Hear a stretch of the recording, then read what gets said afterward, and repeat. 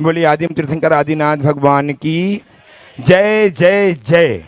वर्तमान शासननायक भगवान महावीर स्वामी की, संत श्रमणी आचार्य देव विद्यासागर जी महाराज की, परम पूज्य महामना मुनिराज प्रमाण सागर जी महाराज की, परम पूज्य निर्वेक सागर जी संधान सागर जी महाराज की, मनोज मुनि संघ की, अहिंसामयी जैन धर्म की, इस धर्म सभा में विराजित सभी भव्यजनों, सुश्रावकों, आज आप सब विराजमान इस पुण्य धरा पर, जहां विराजमान है आचार्य देव विद्यासागर जी महाराज के परम प्रभावक शिष्य महामना मुनिराज प्रमाण सागर जी महाराज, जिनके सामने प्रत्यक्षता उपस्थित होकर आज अपनी शंकाओं के समाधान प्राप्त करने के लिए उद्यत हैं। उद्यत हैं वे सारे लोग अपने अपने घरों में जो पायस चैनल, जनवाणी चैनल, प्रमाणिक ऐप के माध्यम से एवं अन्य अन्य साधनों के माध्यम से अपनी शंकाओं के समाधान प्राप्त करके अपने जीवन को नई दिशा, नई राह दे पा रहे हैं। उन सबका, आप सबका इस मंच से अभिनंदन करता हुआ, वंदन करता हुआ मैं आप सबको गुरुदेव के चरणों से जोड़ने जा रहा हूं। ऐसे गुरुदेव जो जगत विख्यात हैं गुणायतन प्रणेता के नाम से, जो जाने जाते हैं शंकर समान प्रवर्तक, भावनाई प्रवर्तक के नाम से, और जिनकी सुमधुर वाणी जो चतुर्दिक वर्तनी है, जैसे सुनकर आप हम ही नहीं अपनी समूचा विश्व अपने जीवन को रूपांतरित करके अपने जीवन को नई दिशा, नई राह दे पाता है। ऐसे गुरुदेव की शरणों से आपको जोड़ूं, उसके पूर्व मैं चाहता हूं कि गुरु आशीष प्राप्त करें हम सब। अतः मेरे साथ उच्चारिए नमोस्तु महर्षि, नमोस्तु महर्षि, नमोस्तु महर्षि। इस कार्यक्रम का शुभारंभ करूं उसके पूर्व गुरुदेव की परिकल्पना गुणायतन जो कुछ ही समयों में लोकार्पित होने वाली है, यहां से महाराज श्री वहां पहुंचे और गुणायतन लोकार्पित हुआ। आइए जानिए, उस गुणायतन से नित्य नित्य लोग गुरुदेव चरण में आते हैं, अपने आप को जोड़ करके जीवन धन्य करते हैं, अपने जीवन की सार्थकता सिद्ध करते हैं। आज भी बहुत सारे लोगों ने अपने आप को गुणायतन से जोड़ करके अपने जीवन को धन्य किया है। उन्हें मैं सम्मान मंच में उपस्थित आमंत्रित कर रहा हूं, क्रमशः आएंगे और उनका सम्मान करके हम हर्षित होंगे। आज गुणायतन से शुद्धधार के रूप में संतोष जी, मंजुलता जी जैन तिलक नगर इंदौर से संबद्ध हुए हैं। साधारण आमंत्रित हैं, वे आए, गुरुदेव चरणों की अभिवंदना करें, आशीर्वाद प्राप्त करें। उनका सम्मान करने के लिए आमंत्रित कर रहा हूं गुणायतन के ट्रस्टी श्रीमान सचिन जी जैन उद्योगपति को। वे आएंगे सम्मान करने के लिए। एक श्रीमान सुनील जी बिलाला जी भी आ जाए, जल्दी आइए, ठीक तक कीजिए। श्रीमान सुनील जी बिलाला साहब भी आ जाएं सम्मान करने के लिए। आपकी तालियां लगातार अनुगूंज करती रहें इस सभा को। इसी क्रम में आज सूत्रधार के रूप में ही सुनील जी सम्मान होने दीजिए प्लीज। जिनका नाम बुला रहा हूं वो ही आए, उनका ही सम्मान होना है। जिनके नाम सम्मान करने के लिए बुलाए जा रहे हैं वे ही आए। आपको तालियां बजाकर अभिनंदन जरूर करना है। लगातार तालियां आपकी गूंजती रहे सभा में, जिससे इनका प्रोत्साहन बढ़ता हुआ श्रोमणी संरक्षक बनने तक के लिए पहुंच जाए। इसी क्रम में सुनील जी बंडी, सुमित जी बंडी परिवार शुद्धधार के रूप में संबद्ध हुए हैं। शीघ्र से आए, गुरुदेव की चरणों की अभिवंदना करें, आशीर्वाद प्राप्त करें। इनका सम्मान करने के लिए सादर आमंत्रित कर रहा हूं राहुल जी जैन ट्रस्टी गुणायतन, जिन्होंने आज सौभाग्य प्राप्त किया है गुरुदेव के पड़गाहन करके। और यहाँ के अध्यक्ष भी आ जाए, श्रीमान विमल जी अजमेरा साहब सम्मान करने के लिए आइए। सुनील जी बंडी साहब, सुमित जी बंडी साहब शीघ्र से आ जाएं।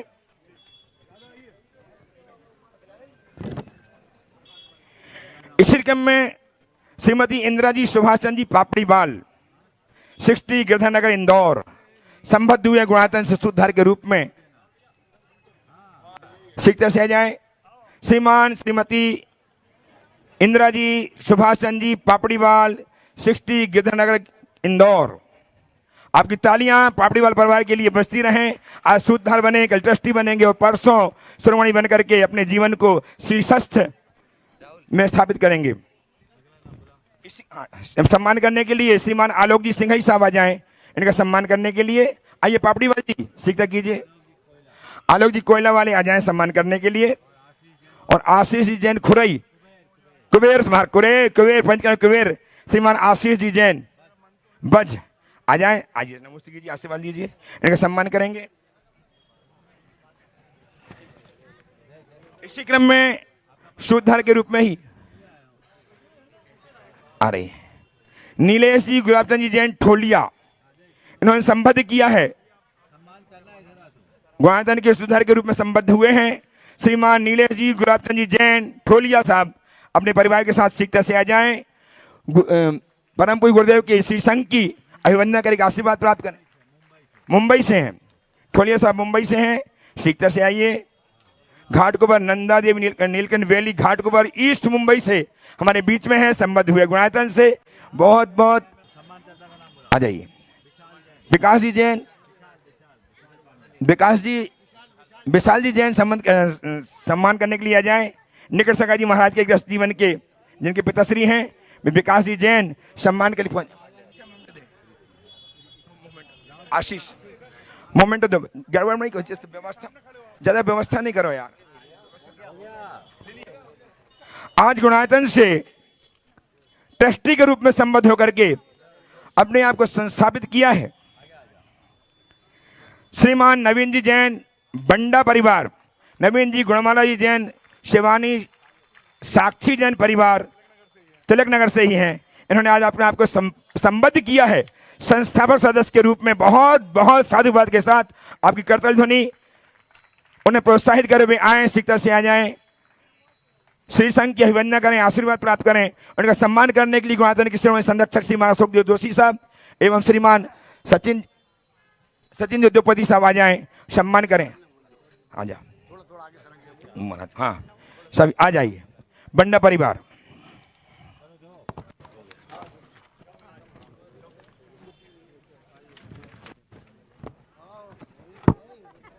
आपकी कर्तव्य ध्वनि होती रहे। संस्थापक सदस्य के रूप में जुड़ करके अपने जीवन को धन्य किया है।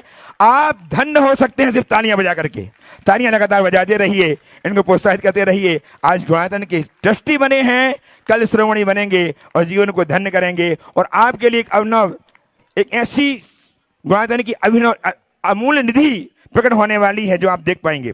आज हमारे बीच में जहां हम विराजमान हैं वह है Shri Krishna public school, Shri Krishna public school जिसके स्वामी हैं 56 दुकानें अवस्थित मधुरम शीर्ष के मध्यम परिवार के स्वामी श्रीमान श्याम जी, श्रीमती जयप्रभा जी शर्मा, श्री विवेक जी शर्मा इंदौर, जिनकी मधुर मिठाइयां खा करके देश ही नहीं विदेश के लोग भी प्रसन्न होते हैं।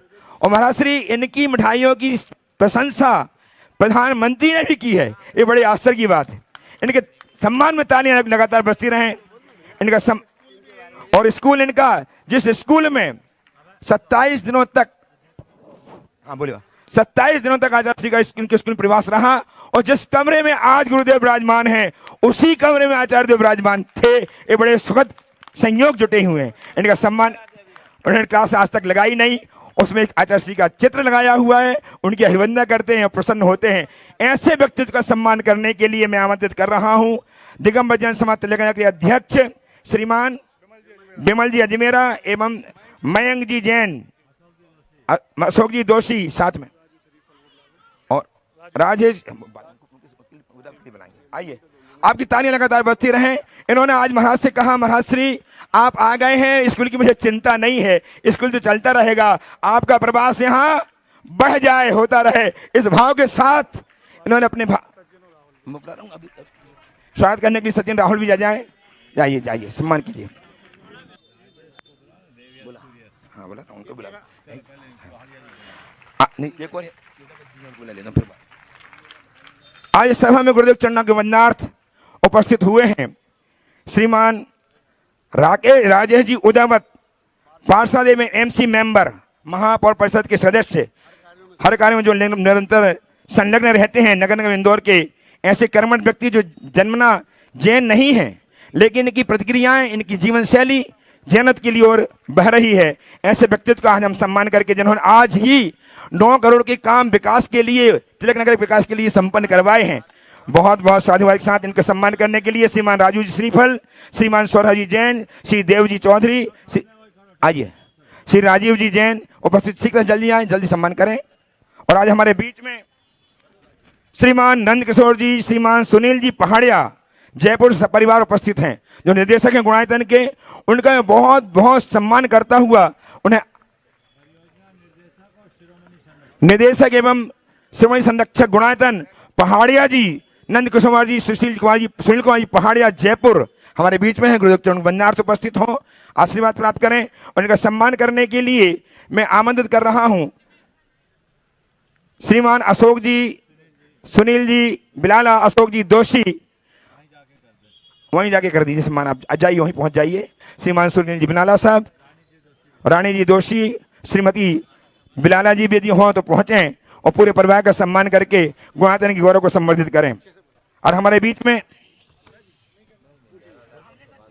राकेश जी, बीना जी जैन, देवयश सूर्य जी जैन, जो ज्ञान टेक इंडस्ट्री इंदौर, जिन्होंने 2 दिन पहले, जो 3 दिन, हाँ 3 दिन पहले गुरुदेव की प्रगाहन करके अपने जीवन को धन्य किया और उसी दिन श्रोमणी बनने की भावना व्यक्त की, श्रोमणी बनकर के जिन्होंने आज पहले किस्तें भी प्रदान कर दी। ऐसे श्रीमान राकेश जी, बीना जी का खूब खूब वंदन करते हुए उन्हें बुलाता हूं, आए आशीर्वाद प्राप्त करें। उनके बेटे सूर्यश जी, देवयश जी दोनों ही आ जाए, अपने मम्मी पापा के साथ आशीर्वाद प्राप्त करें और इनके इस सत्कार्य की अनुमोदना जितना कर सकें आप करके जीवन को धन्य कर सकते हैं। बहुत बहुत साधुवाद। अध्यक्ष मंत्री यहाँ के श्रीमान अजमरा जी साहब एवं श्री हो गया, आइए अध्यक्ष जी आ जाए तिलक नगर इंदौर के श्रीमान अजमेरा साहब और मंत्री जी आ जाए श्री मयंक जी सीए, कोषाध्यक्ष जंगयाल जी भी आ जाए। आप सम्मान करें, आपकी तालियां। तिलक नगर में आज आप उपस्थित हैं, आपके तिलक नगर में इनका सम्मान हो रहा है, बहुमान हो रहा है, ये बहुत बड़ी बात है। ऐसे समय में आप तालियां बजा करके उनका अभिनंदन तो कर ही सकते हैं। चलिए, और आज आने वाली 15 तारीख जबकि देवदा ट्रस्ट टेरोरिटी रेंज में सहस्कूट जिनालय का शिलान्यास होना है और वह होना है परम पूज्य गुरुदेव के श्री संघ के सानिध्य में, और विनम्र सागर जी महाराज भी अपने संघ के साथ वहां होंगे। दोनों ही संघ के सानिध्य में यह कार्यक्रम संपादित होना है। 15 तारीख दिन रविवार के दिन यह, तो मैं उनको उसके लिए होने के लिए मैं होना उसके लिए वाला थी, उसके लिए गुरुदेव से निवेदन करने के लिए पूरी रेवती रंज देवदा ट्रस्ट जो आ रहे देवोदय ट्रस्ट से श्री राकेश जी चेतक, अजीत जी, डिम्पल जी, अमित जी, आलोक जी बंडा, पिंकी भैया, आनंद जी और कैलाश जी जैन, केएस, नवीन जी जैन और भी जो देवोदय ट्रस्ट के हमारे ट्रस्टी आदरणीय अशोक जी दोषी साहब जो कि हमारे कार्याध्यक्ष हैं, आदरणीय श्री सुनील जी बिलाला जी जो कि वरिष्ठ उपाध्यक्ष हैं, आप सभी, विशाल जी जैन सीए, नवीन जी जैन बंडा, गुरुदेव हम सभी देवोदय टेरिटरी ट्रस्ट की ओर से निवेदन करते हैं गुरुदेव, 15 तारीख को गुरुदेव वहां पर सहस्त्रकूट जिनालय जो कि बीड़ी वाला परिवार की ओर से बनाया जा रहा है, उसका शिलान्यास का भव्य कार्यक्रम आपके और पूज्य मुनि श्री ब्रह्म सागर महाराज जी दोनों संघों के सानिध्य में हो, ऐसी पूरी भावना के साथ पूरा देवोदय ट्रस्ट आपके चरणों में बारंबार निवेदन करता है गुरुदेव, हम सबको आपका सानिध्य मिले और आपकी स्वीकृति प्रदान हो ताकि हम आगे की तैयारी चालू कर सके। आलोक जी जैन, हमारे आलोक जी जैन कोइलावाला, विशाल जी गट्टू भैया, विशाल जी जैन गट्टू भैया, जल्दी से खाली कर लीजिए, गाड़ी काफी लेट हो रही है। अब मैं विलंब न करता हुआ परम पूज्य संधान सागर जी महाराज के श्री चरणों में नमन निवेदित करता हुआ आप सबकी ओर से अपनी ओर से चलते हैं अपन, समय बहुत हो गया। हाँ, और गुरु चरणों में आज तिलक नगर जो इंदौर का तिलक है, आज उसका भाग्य जागा और गुरु की कृपा हुई और चरण यहाँ पर पड़े। ऐसे गुरुवर के चरणों में प्रथम प्रश्न के लिए जो आज गुणायतन के सूत्रधार के रूप में जुड़े ऐसे नीलेश जी गुलाबचंद जी ठोलिया, घाटकोपर मुंबई, वे अपना प्रश्न गुरु चरणों में रखे। और उसके बाद में सुधा सागर सेवा मंडल जो भट्टामर के ऊपर भी प्रतिदिन अपना करते हैं, ऐसा सुधा सागर सेवा मंडल पूरे तैयार रहे, उत्साही हुआ करें। घाटकोपर वाले प्रश्न करें जो, हाँ बोले आप। मुनि श्री 108 प्रमाण सागर जी महाराज की जय जय जय। मुनि श्री 108 निर्वेक सागर जी महाराज के चरणों में नमोस्तु। मुनि श्री 108 संधा सागर जी महाराज के चरणों में नमोस्तु। नमोस्तु गुरुवर, नमोस्तु गुरुवर, नमोस्तु गुरुवर। मेरा प्रश्न है, संसार में विषय भोगों की इच्छा कैसे कम करे और मोक्ष मार्ग की ओर आगे कैसे बढ़े? बहुत अच्छा सवाल है।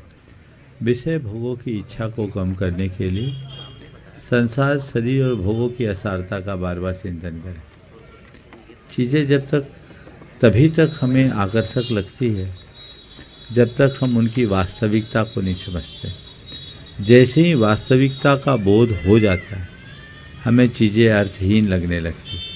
तो हमें चाहिए कि हम निरंतर संसार की, शरीर की, भोगों की असारता का विचार करें, अपने अतीत के अनुभवों को दोहराएं और उस पर विचार करके देखें तो इनकी आसक्ति मिटेगी और धीरे धीरे विरक्ति का भाव बढ़े।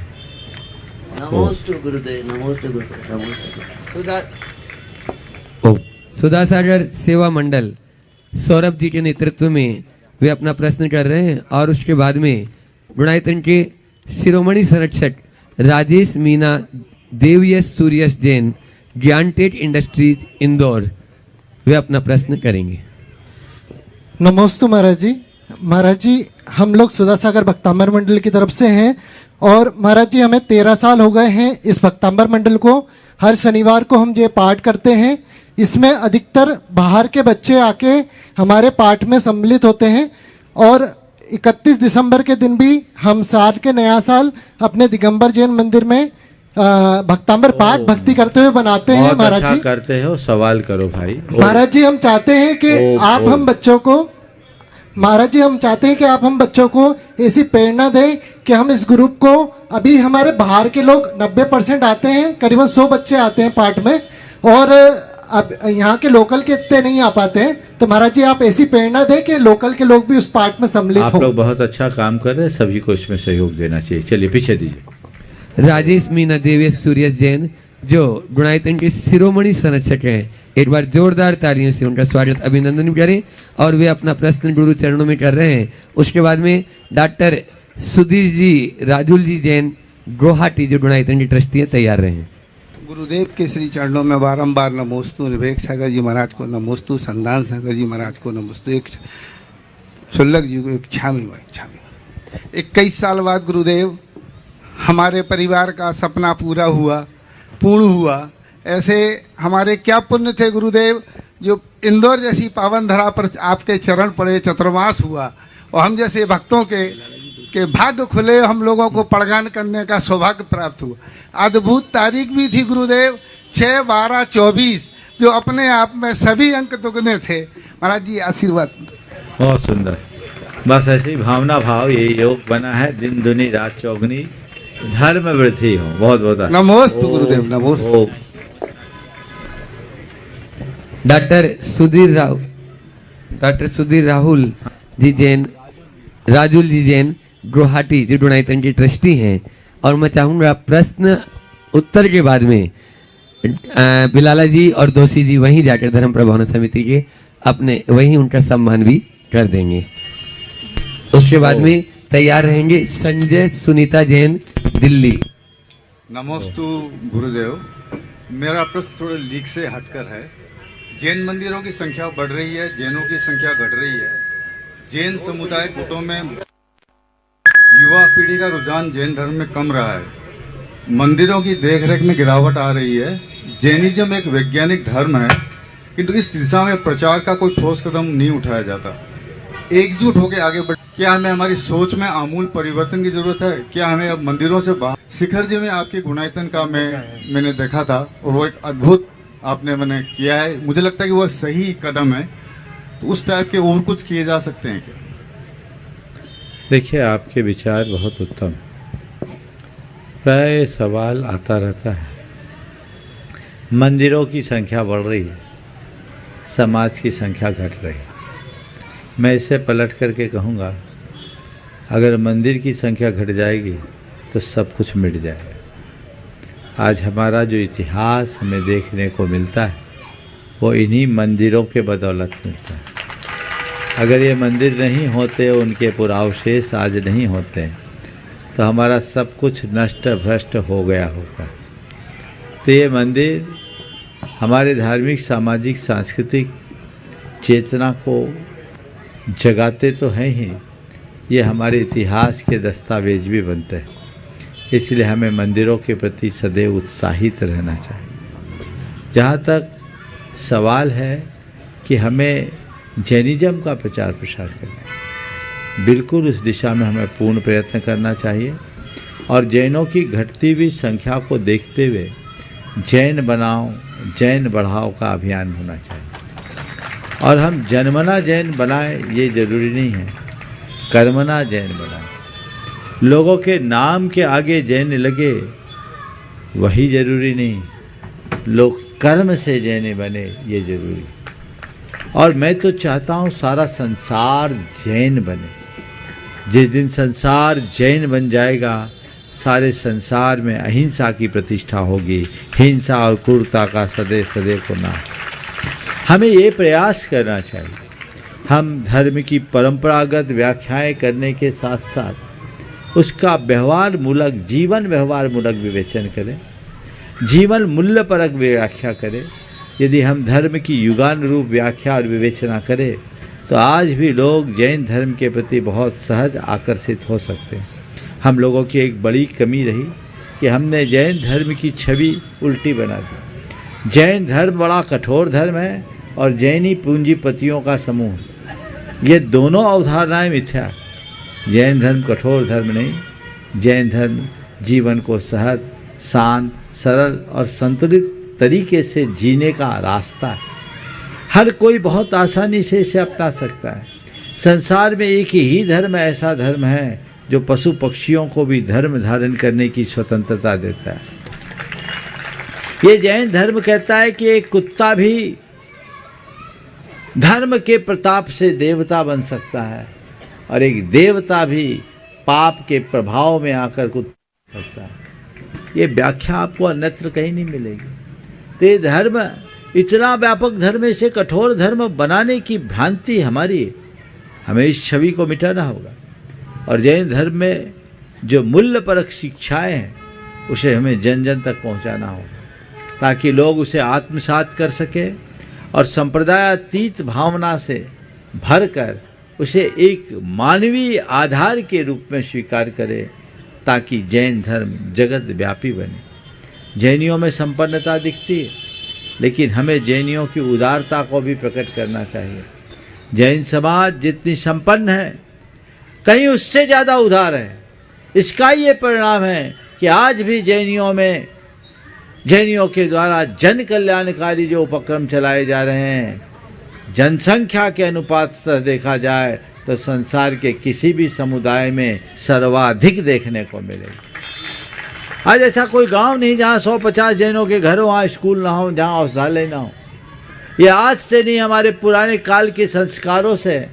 पुराने समय में भी दानशाला, पन्नशालाएँ आदि खोली जाती थी और लोग इस तरह का काम करते थे। ये जैनियों के बीच से ही भामाशाह हुए जिन्होंने मेवाड़ पर संकट आने पर अपना खजाना खोल दिया। ये टोडरमल जैन ही थे जिन्हें गुरु गोविंद सिंह के साहबजादों के अंतिम संस्कार के लिए संसार की सबसे महंगी ज़मीन खरीद करके दी। ये 8 फीट बाय 8 फीट की जगह को सोने के खड़े सिक्के से नाप के दे दिया। ये कौन है? ये जैन है। हम जैनियों की इस छवि को लोगों तक पहुंचाएं। जैनियों की संपन्नता के साथ उनकी उदारता को अगर हम प्रदर्शित करें तो बहुत आगे बढ़ सकते हैं। और जैनियों की संपन्नता का कारण ये नहीं कि जैनी यदवा तदवा पैसा कमाते हैं। जैनियों की संपन्नता का मूल कारण केवल इतना है कि जैनी व्यसन बुराई से मुक्त हैं। वे जितना कमाते उतना बचाते हैं। उनका पैसा पाप में नहीं रखता, इसलिए बचता है। इसलिए लोगों को चाहिए कि जैनियों के प्रति व्यापक दृष्टि से देखें। मेरे संपर्क में एक प्रोफेसर, उनसे उनके एक मित्र ने, डॉक्टर रतन चंद जैन, जो जिन भाषित के संपादक हुआ करते थे, उन्होंने एक दिन एक बात कही कि महाराज, मेरे एक मित्र ने मुझसे कहा कि तुम जैनियों के पास इतना पैसा क्यों होता? ये सवाल लोगों को दिखता है क्योंकि जैनी लोग, उनका रहन सहन तौर तरीका बड़ा समृद्ध दिखता है, तो लोगों को लगता है जैनियों के पास बहुत पैसा है। कोई बात नहीं, ये बात सच है कि जैनी। उन्होंने जो जवाब दिया वो आप सबके चिंतन के लिए मैं यहाँ प्रस्तुत करना चाहूँगा। उन्होंने कहा, देखो, वो भी प्रोफेसर थे, बोले डॉक्टर साहब, आप हम दोनों को बराबर सैलरी मिलती है। आप तो ट्यूशन भी करते हो और ऊपरी इनकम भी कर लेते हो, पर आपको मेरे बारे में पता, मैं एक पैसा इधर उधर नहीं करता, मेरी जो सैलरी उसी पर निर्भर करता। बोले हाँ, इसीलिए तो पूछता हूँ कि तुम लोग पास इतना पैसा आता का है। बोले बस अंतर केवल इतना है, तुम केवल कमाना जानते हो, हम खर्चना भी जानते हैं। आप लोग केवल कमाना जानते हो, हम खर्च करना जानते हैं। आप कमाते हो, उड़ाते हो, हम कमाते हैं, बचाते हैं, लगाते हैं। अच्छे काम में लगाते भी हैं और बचाते भी हैं, गंवाते नहीं हैं। आपका काम कमाना और गंवाना है, और हमारा काम कमा करके बचाना और अच्छे काम में लगाना है। व्यसन बुराइयों से जब तक समाज जुड़ी बची रहेगी, तब तक समाज में संपन्नता कायम रहेगी। तो लोगों के अंदर ये भाव जगाइए और इस तरह की भावना जगत व्यापी बनाइए कि लोग जैन जीवन शैली के प्रति उत्कंठित हो पड़े। हम जैन धर्म की स्थायी प्रभावना तभी कर पाएंगे, और यही वास्तविक प्रभावना है। हमने मंदिरों में, धार्मिक अनुष्ठानों में लोगों को एकत्रित कर लिया, हजूम खड़ा कर लिया और इसे एक बड़ी प्रभावना के रूप में मान लिया, तो ये हमारा भ्रम है। यही प्रभावना नहीं, ये तो एक वातावरण बनाने। लोगों के हृदय में जैन जीवन मूल्यों के प्रति आस्था जगनी चाहिए, वो सत्प्रयास सभी को करना चाहिए।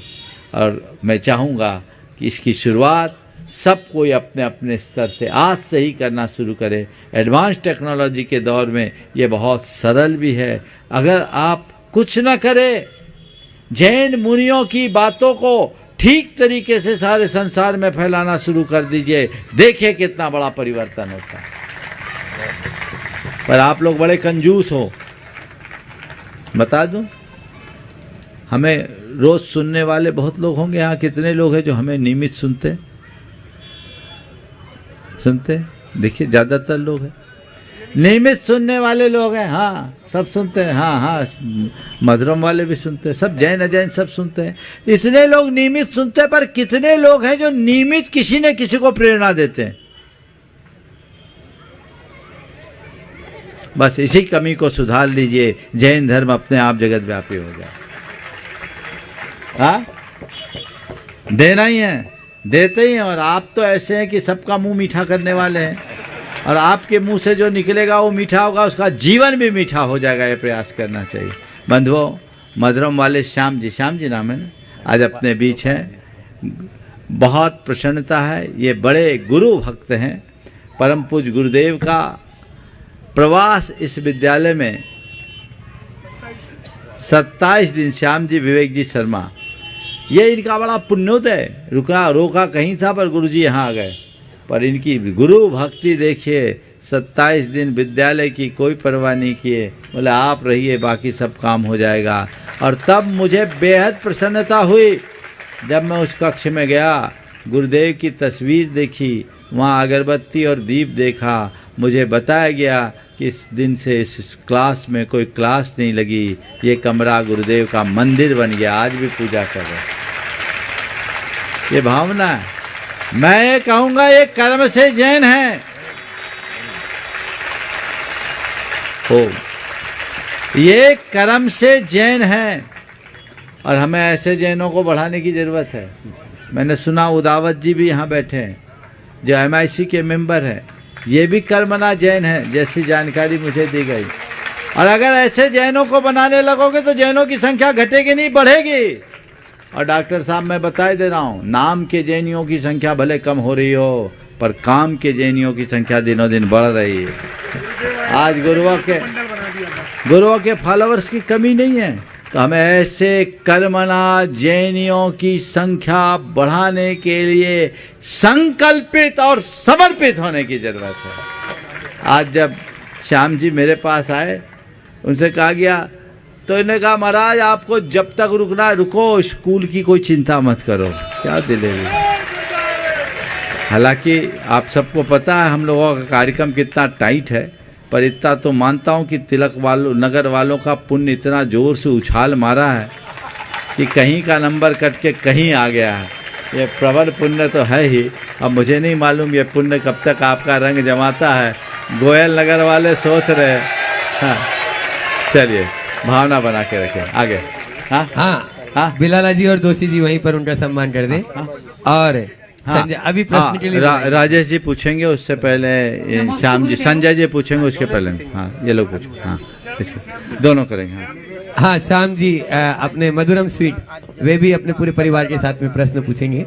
संजय सुनीता जी अपना प्रश्न कर रहे हैं, उसके पहले हाँ। मैं मधुरम स्वीट जी से आंगन में बैठे हैं, अभी महाराज जी ने जैसा बताया मधुरम स्वीट से अपने श्याम जी प्रश्न कर रहे हैं। और संजय सुनीता जी जैन दिल्ली ट्रस्टी वहां पर पहुंच जाए, केएस गारमेंट और विशाल जी पांड्या दोनों गुणायतन की ट्रस्टी है, वहां पर उनका सम्मान कर देंगे पूरे परिवार का। हाँ गुरुदेव को बार दोनों काम कर लीजिए। हाँ गुरुदेव को बारंबार चरणों में प्रणाम।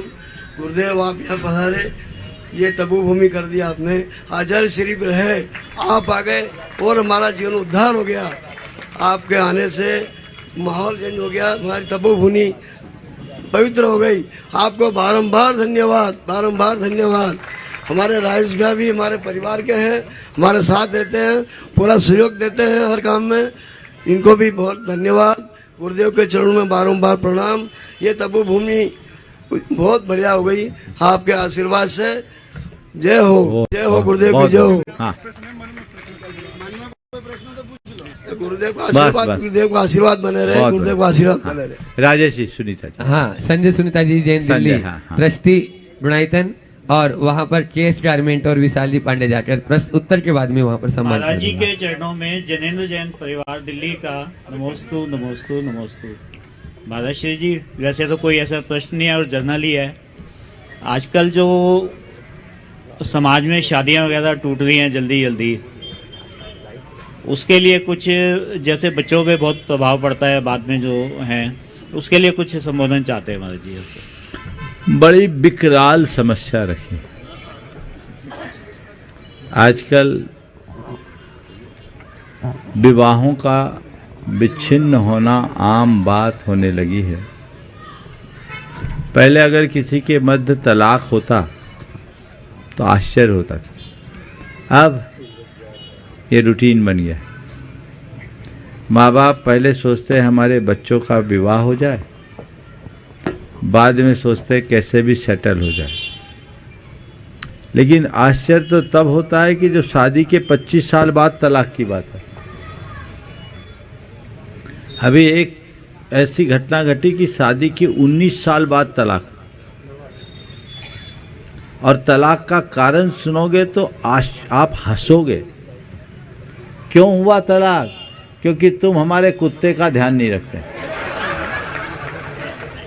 पेट का ध्यान नहीं रखते। अब ये सोचो, ये पढ़े लिखे पागलों की जमात है, क्या बोले। हमें इसके कारणों पर जाना चाहिए। देखिए, दाम्पत्य जीवन की मधुरता तभी तक बनी रहती है जब तक एक दूसरे की भावनाओं का सत्कार हो और एक दूसरे के पूरक और प्रेरक बनकर के जीने की इच्छा। आजकल ये सब चीजें खत्म होते जा रही। बौद्धिक विकास ने हमारी भावनाओं को वाष्प बनाकर उड़ा दिया। शुष्क बुद्धिवाद हमें हर बात में तर्कशील बनाता जाता, और इस तर्कशीलता के परिणाम स्वरूप हम किसी भी बात पर विचार नहीं करते, और धैर्य, सहिष्णुता, सद्भावना, आत्मीयता जैसे उदात्त गुण गोल होते जा रहे। परिणाम, पहले चीज़ें एडजस्ट करी जाती थी, अब अडामेंट रहने का हो गया। अब अड़ने लगे, और जब अड़ते हैं तो लड़ते हैं। और इसके पीछे कई और कारण। आज की ये उच्च शिक्षा के कारण अब लड़के लड़कियां दोनों पढ़ लिख जाती हैं, ज़्यादा आत्मनिर्भर हो जाती हैं। तो इस अतिरिक्त आत्मनिर्भरता के कारण जो कभी कभी तो एक्स्ट्रा सुपीरियरिटी का भाव आ जाता है, ये भी एक असंतुलन का कारण बनता है। दूसरा, संयुक्त परिवार का अभाव। अब माता पिता है नहीं, लड़का लड़की दो ही हैं आपस में, खींचातानी। पहले माँ बाप के साथ बच्चे रहते तो बच्चे रहते आपस में कुछ खींचातानी हो तो कहते धीरे बोलो, बाजू में सब सुन रहे, तो आवाज़ थोड़ी कम होती। कदाचित बात बढ़ जाए तो अपने घर के माँ बाप या परिवार के लोग समझा बुझा के मामला को सेटल करते। अब तो दोनों के बीच में जब तनातनी होती है तो दोनों एक दूसरे से मुंह फेरते हैं और एक दूसरे के दोस्तों को मैसेज करना शुरू करते हैं। और इन दोनों के बीच में जो तीसरा आता है वो सुलझाता कम सुलगाता ज़्यादा है, उल्टी हवा देना शुरू कर देता है और वह ऐसा फूंक मारता है, ऐसी फूंक मारता है कि वो आग ज्वाला बन जाती है, मामला गड़बड़ हो जाता है। तो दो मिलकर एक होने की जगह दोनों अलग अलग हो जाते हैं। एक कारण ये भी है। सोशल मीडिया में बहुत ज़्यादा इन्वॉल्वमेंट भी इसका एक कारण है। एक तलाक इसलिए हुआ कि मेरा पति मुझे समय नहीं देता। बोले क्यों नहीं देता? बोले दिन भर सोशल मीडिया में ही लगा रहता है। ये भी एक कारण है। तो ये सोशल मीडिया की जो लत है, विश्लेषण बताते ये भी एक बड़ा कारण है। इगोइस्ट नेचर बहुत ज़्यादा बन गया, ये एडजस्टमेंट नहीं होने देता। और एक कारण है मायके वालों का ज़्यादा इन्वॉल्वमेंट। हर छोटी बड़ी बात में मायका का हस्तक्षेप। और अब सब सुविधा हो गई, अब तो क्या बनाना है, कैसे बनाना है, ये भी अपनी माँ से पूछ के बनाओ। ये जो अतिरिक्त हस्तक्षेप है, सब मिलाकर ये ऐसी परिस्थितियों को जन्म देते हैं जिनके परिणाम स्वरूप इस तरह से संबंध विच्छेद हो जाता है और सारा मामला बिगड़ जाता है। तो हमें चाहिए हम बहुत इसमें जागरूकता लाएं। और मुझे इसका एक सॉल्यूशन दिखता है। हो सकता है कुछ लोग मेरे विचारों से असहमति प्रकट करें, हो सकता है असहमति नहीं, मेरे विचारों की आलोचना करें और इसे मीडिया के माध्यम से ट्रैप भी कर सकते हैं। फिर भी मैं बोल रहा हूँ बेटियों का विवाह 12th के बाद कर दो। सरकार 18 साल बोलती 12th के बाद कर दो और उसके बाद पढ़ाओ। शादी के बाद क्यों नहीं पढ़ सकती? बोलो। और आपको एक बात बोलूं, बुरा लगेगा सुन के, आजकल शादी ही नहीं होती, बाकी तो सब आपको पता है। बोलो, संबंधों की पवित्रता अब दिनों दिन खंडित हो रही। बेटे बेटियां आप चले जाओ भंवर कुआं में भी पता लग जाएगा और 56 दुकान में शाम को झांकी मालूम पड़ जाएगी। और मैंने सुना तिलक नगर भी उसकी खान है। हाँ है ना, तिलक नगर बचा हुआ है। बहुत बढ़िया, बहुत बढ़िया। ये क्या है? इस भटकाव का कारण क्या है? उन्मुक्त यौनाचार की वृत्ति क्यों बढ़ रही है? लिव इन जैसा कंसेप्ट क्यों बढ़ रहा है? आज नहीं कल इस पर समाज को विचार करना पड़ेगा, अन्यथा पूरी समाज निरंकुश होकर छिन्न भिन्न हो जाएगी। और वह दिन हमारे संपूर्ण समाज के लिए सबसे काला दिन होगा, पूरी मानव जाति को तहस नहस कर देगा। इसलिए इस पर विचार करना चाहिए। क्यों नहीं हो सकता ये? विवाह के बाद बेटे बेटियों को पढ़ाई का अवसर क्यों नहीं दिया जाना चाहिए? वयस्क हो गए, अपने जीवन के बारे में निर्णय लेने में सक्षम हो गए, तो उनको विवाह करने में कोई संकोच नहीं करना चाहिए और तय करके करना चाहिए। बाकी पढ़ाई विवाह के बाद हो, लड़का भी पढ़े लड़की भी पढ़े, कोई दिक्कत नहीं। एक साथ जाके एक ही कॉलेज में एक बेंच में पढ़े ना, क्या दिक्कत है? बोलो। हाँ, कोई असुविधा है? हंसने की क्या बात है? बोलो। अरे महिलाओं, तुम लोग तो हमारी बात का सम्मान करो। और एक बात बोलूं, थोड़ा बुरा लगेगा पर बोल रहा हूं, इसमें सबसे बड़ी गड़बड़ी तुम लोगों की है। बेटियों को बिगाड़ने में सबसे बड़ी भूमिका उनकी माताओं की है। बोलो सही बोल रहा हूं कि नहीं? अब तुम ही लोग बजाओ जोर से। देखो एक घटना बोल रहा हूं, अब प्रसंग दूसरों का नंबर आए या ना आए पर यह संदेश जाना चाहिए। एक व्यक्ति ने अपनी बेटी जो पढ़ने में एवरेज थी, 12th के बाद उसे बाहर पढ़ने भेजा। जहाँ पर थे, गांव ठाव का नाम नहीं बता रहा हूँ क्योंकि मुझे बहुत सारी बातें सेंसर करनी पड़ती है।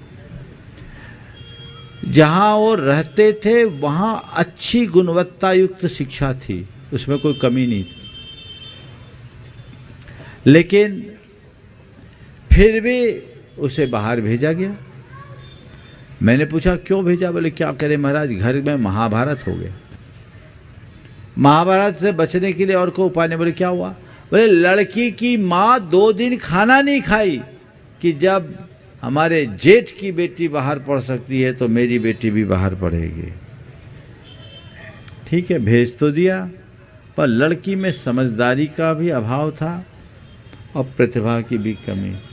संपन्नता अपार थी, बेटी बाहर भेज तो गई लेकिन ऐसी कुसंगति में फंसी कि उसे ड्रग एडिक्शन हो गया, पूरा जीवन बर्बाद करके घर लौटा। अब वो माथा ठोकते हैं। माँ कहती है कि काश मैंने ऐसा नहीं किया होता तो कम से कम आज मेरी बेटी सलामत तो होती, लेकिन अब क्या करे, अकल तो बाद में आती। क्यों? चीज़ों को अगर व्यापक तरीके से समझकर करा जाए तो सब परिणाम अच्छे आएंगे। इसलिए इनके कारणों का निवारण किए बिना आप सही अर्थों में इस समस्या का निदान नहीं कर सकते। और निदान के लिए तो यही मैं कह रहा हूँ, अब आप 28 साल 30 साल में विवाह करोगे तो टिकेंगे काम, खींचेंगे ज़्यादा। कन्या से विवाह करना चाहिए, वो 20-22 साल तक ही कन्या रहती, बाद में तो परिपक्व युवती हो जाती है। कन्या ढलती है, युवती नहीं, उसमें ठनती है। इसलिए इस बात को सभी को व्यापक तौर पर सोचना चाहिए और गंभीरता से विचार कर निष्कर्ष निकालना चाहिए। और युवतियों को भी, युवकों को भी, अगर किसी से कह दिया 24 साल बच्चे, अभी तो हम छोटे हैं, अरे छोटे, परिपूर्ण यौवन को प्राप्त कर लिया 8 साल में तो दीक्षा की बात हो गई। और कानून 21 साल और 18 साल की सम्मति देता है तो छोटे कहाँ। समझदारी से काम लेना शुरू करे तो बहुत अच्छा निर्वाह होगा। मैं तो सबसे कहता हूँ, आप चाहते हैं आपके बेटे और बेटियों का भविष्य शुरू अच्छा हो, 18 साल 19 साल 20 साल 21 साल तक निपटा दो। और लेट मैरिज का एक दूसरा कारण भी है, इससे इशू नहीं होते, संतान नहीं होते, डॉक्टरों के आगे लाइन लगाना पड़ता। अंतर्राष्ट्रीय स्तर पर यह बहस का मुद्दा बना हुआ है। इन्हें तथ्यात्मक तरीके से समझे। पहले पुराने लोगों में ज़्यादा खींचातानी तो मियाँ बीबी में होता ही, लेकिन इसके बाद भी विसंगति में संगति ही भारतीय दाम्पत्य की सबसे बड़ी उपलब्धि है। खींचातानी के बाद भी तालमेल बना करके चलते। मैं जयपुर में था, वहाँ 9 दंपतियों के लिए एक हमने वर्कशॉप किया। अब उसमें एक लगभग 70 साल के दंपति आके बैठ गए, सबसे आगे बैठते थे, बड़े हंसोड़ और मजाकिया थे। मैंने एक दिन ऐसे ही पूछा कि तुम लोगों के विवाह का अनुभव क्या है, कितने साल हो गए? बोले 50 साल। विवाह के कितने साल हो गए? बोले 50 साल। बोले अब तक का अनुभव क्या है? बोले आज तक एक दिन में नहीं फटी। विवाह के कितने साल हुए? बोले 50 साल। मैंने कहा अनुभव क्या? बोले आज तक एक दिन में नहीं पटी। मैंने पूछा उपलब्धि क्या? बोले तलाक नहीं हुआ।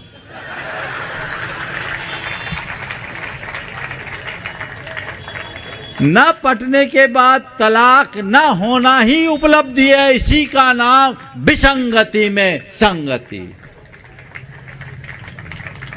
ये बनाकर चलिएगा, जीवन बेहतर होगा।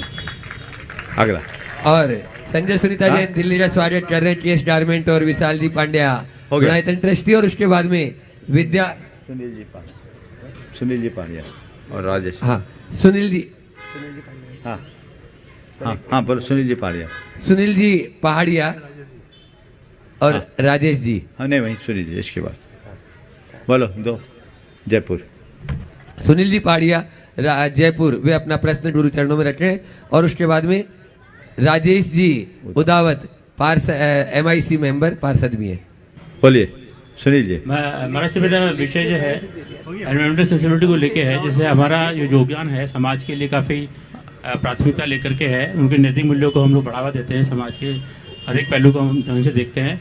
तो जैसे पर्यावरण की स्थिरता के लिए हमारा योगदान क्या होना चाहिए, ये आपसे रुझाना चाहते हैं। पहले तो मैं चाहूँगा एक बार सुनील जी और उनके पूरे परिवार का जोरदार अभिनंदन करें। ये गुणायतन के एक बहुत महत्वपूर्ण स्तंभ है। गुणायतन के निर्माण में इनकी बड़ी भूमिका है। ये परियोजना निर्देशक है और उनके पिताश्री गुणायतन में बहुत बड़ा योगदान दिए हैं। गुणायतन के शिरोमणि संरक्षक है। आज पूरा परिवार यहाँ उपस्थित है। आप सब एक बार पुनः इनका जोरदार अभिनंदन करें। आपने जो सवाल किया है कि पर्यावरण के सुरक्षा के लिए हम क्या योगदान दे सकते हैं, मैं तो ये कहूँ कि हमें सभी को पर्यावरण के प्रति जागरूक होना चाहिए, जागरूकता लाना चाहिए, और ये बात मान करके चलिए कि अहिंसा का मतलब ही है पर्यावरण की रक्षा। पर्यावरण को संरक्षित किए बिना हम अहिंसा की प्रतिष्ठा नहीं कर सकते। यदि हम प्रकृति और वातावरण में गलत तरीके से प्रस्तुति करेंगे, गलत आचरण करेंगे, पर्यावरण को खंडित करेंगे, तो एक प्रकार की हिंसा ही है और हिंसा का कुपरिणाम आएगा। जैन धर्म में इस तरह की क्रिया को अनर्थ दंड की संज्ञा दी गई, और आज वही अनर्थ है जो पूरे संसार को दंडित कर रहा है। हम ऐसे अनर्थ दंड से बचें और सारे संसार में पर्यावरण के प्रति जागरूकता फैलाने का संकल्प लें। नमस्ते। राजेश जी उदावत जो MIC मेंबर है, वे अपना प्रश्न गुरु चरणों में कर रहे हैं, और उसके बाद में विद्यादर्श महिला मंडल से महिलाएं तैयार रहेंगी। नमस्तु गुरुदेव, नमस्तु गुरुदेव, नमस्तु गुरुदेव। समस्त मुनि संघ को चरणों में नमन वंदन। गुरुदेव, आज हमारा सौभाग्य है कि हमारे इस तिलक नगर परिवार में आपका आगमन हुआ, और ये संयोग कल मैं वैभव नगर मंदिर में था परसों, तब आपने श्री संघ को अनुमति दी, और ये हम सब का सौभाग्य है कि आचार्य विद्यासागर जी महाराज के बाद आपके हम साक्षात तिलक नगर धरती पर आपको पाकर हम अभिभूत हैं। मैं भी आपको सुन रहा था, तो जो मेरे मन में वर्षों से जो चिंतन चला आ रहा है, मेरे अधिकांश मित्र 100 में से 80 मित्र मेरे जैन समाज के दिगंबर श्वेतांबर, तो मेरा उनसे कई बार सत्संग होता रहता है। मेरे 2 प्रश्न गुरुदेव आपकी ही बात में से निकले हैं। जो पहला है, जो मैं ये मानता हूँ कि जैन धर्म ने विचारधारा है, और जैन धर्म की जो पद्धति, जो शिक्षा है, वो हमारे जीवन को जीने की आदर्श पद्धति है। दूसरा गुरुदेव, हम जीवन में हर सुख पाना चाहते हैं, और उसके लिए हम कुछ भी करते हैं, येन केन प्रकारण, कैसे भी धन का संचय, वैभव का संचय, ये सब करते हैं। इस संपदा को अर्जित करने के कारण कई बार हमसे दिल भी दुखता है किसी से का गलत भी होता है, किसी के प्रति दुर्भावना भी व्यक्त हो जाती है। तीसरा, मैं राजनीति करता हूँ, जाने अनजाने में कई अच्छे काम करने के बावजूद भी किसी का दिल दुख जाता है, किसी की आत्मा को ठेस पहुँचती, किसी के का हित हो जाता है। तो इन बातों से अपने आप को हम कैसे संरक्षित करें कि हम इन दुख जो पहुंचाते हैं उसका पश्चाताप या प्रायश्चित हम कैसे करें? बहुत सुंदर। देखिए, आपके 3 सवाल हैं। पहली बात, आपने जो कहा जैन धर्म नहीं एक विचारधारा है, इस वाक्य में थोड़ा सा संशोधन कर दें। जैन धर्म केवल एक धर्म नहीं, अपितु एक ऐसी विचारधारा है जो हमें सहज, शांत, संतुलित और स्वस्थ जीवन जीने का मार्ग प्रशस्त करता है, और हमें इसे प्रचारित करना चाहिए। इस संदर्भ में मैंने व्यापक प्रकाश डाल दिया। आपने जो दूसरी बात कही कि सुख, सब प्रकार का सुख पाने की चाह में येन केन उपायन धन अर्जन करने में, जब हम दूसरों का अहित या अनिष्ट कर देते हैं, तज्जन्य पापों से अपने आप को कैसे बचाएं, उसका प्रायश्चित या शुद्धिकरण कैसे करें। सबसे पहले व्यक्ति को ये जानने की जरूरत है कि सुख है क्या।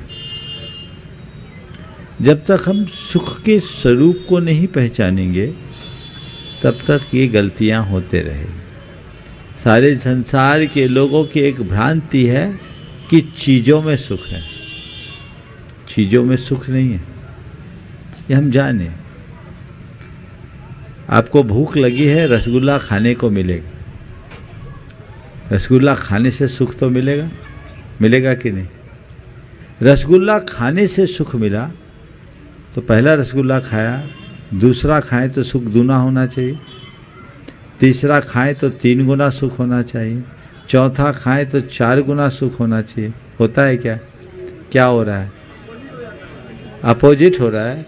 यानी रसगुल्ला खाने से सुख नहीं मिला, बल्कि रसगुल्ला खाने से सुख घटा। पहले में जितना सुख मिला दूसरे में उतना सुख नहीं मिला, तीसरे में उतना और चौथे में और नहीं, उत्तरोत्तर कम हुआ ना। मतलब साफ है कि रसगुल्ला खाने से सुख मिलने की बजाय सुख घटा है। तो रसगुल्ला से जो थोड़ा सा सुख मिला या रसगुल्ला खाने से जो सुख मिला, क्यों मिला और कब तक मिला? जब तक भूख थी तब तक सुख मिला, भूख खत्म हो गई, सुख गोल। अभी चाव से रसगुल्ला खा रहे थे, पेट भर जाने के बाद माफ करो अब उल्टी हो जाएगी। ये एक उदाहरण है। तो संसार का सुख चीज़ों में नहीं है, वो हमारे दुख के प्रतिकार का एक साधन मात्र है। सुख संतोष में है। अगर हमारे मन में वो संतोष आ जाए तो हमारे लिए दुख ही नहीं है। तो ये दृष्टिकोण बदलने की ज़रूरत है।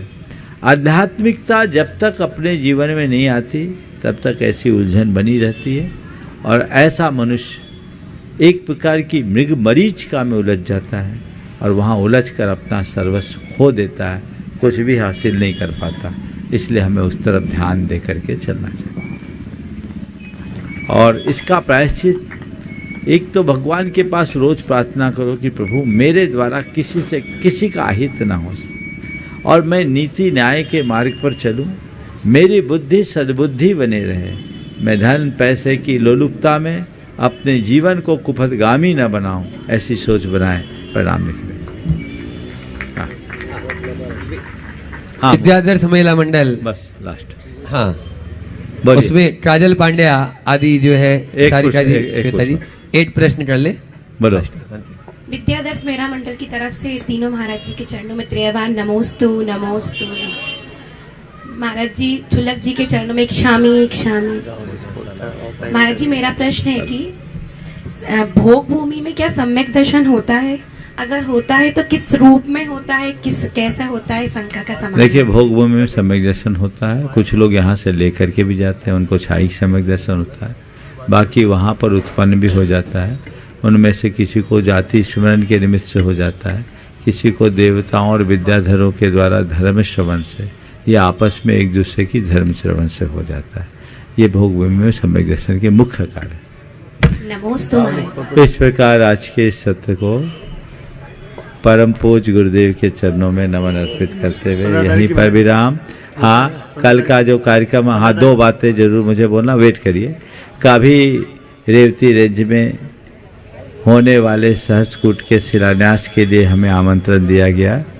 रेवती रेंज तो हमें जाना ही था, गुरुदेव के आशीर्वाद से इतना बड़ा प्रकल्प। वो तो हमने पहले ही कहा था कि इंदौर में कहीं जाऊं या ना जाऊं, रेवती रेंज तो जाना ही है।